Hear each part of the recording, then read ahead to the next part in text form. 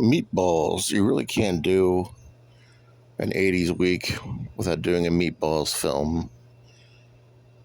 Even though this one came out technically in 79, distribution I don't believe actually hit till 1980.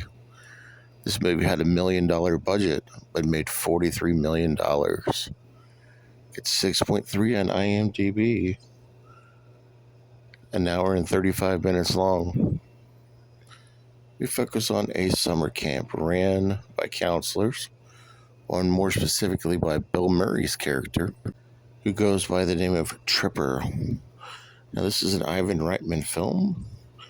Basically, every year they have new kids that come to this camp, and it's a little bit less fortunate camp. They don't have the money that other camps do, and they try to compete with some of the nouveau riche camps, some of the bigger budgeted camps. Meanwhile, still having some fun at their own camp in a perverse kind of way. There's a lot of toilet humor, a lot of silliness in this film, goofiness, your typical 80's raunchy horror, a little bit of nudity.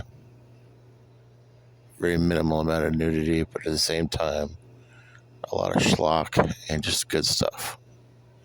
So let's talk about this movie. Overall, my thoughts on it. This was the first time that I actually completed this movie. I tried to watch this when I was younger and I just couldn't get into it. I definitely enjoy it more now as an adult than I did as a younger kid, because some of the jokes at that time back in the day I didn't understand them.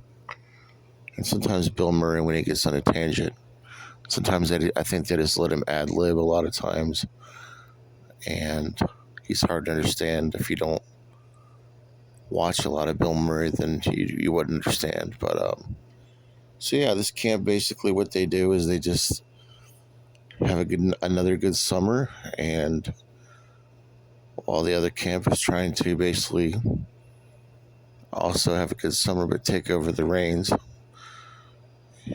and the camp's going to go against each other in different various events like basketball, wrestling. Again, directed by Ivan Reitman, so you're going to get some of the Ghostbusters in this movie, and with Bill Murray. Harold Ramis is in this movie. I actually think that Harold Ramis has a wrestling part of the film too, if I'm not mistaken. But that's yet to be determined. This movie was fun. It's a good way to end the 80's week. The 80's is a special time for me.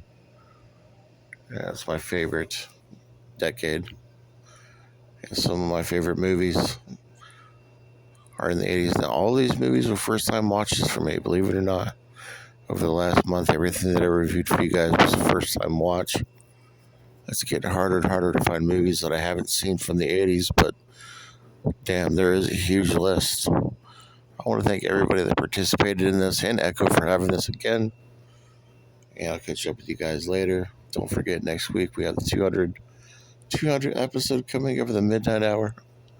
Catch up with you later. Have a good day. Peace.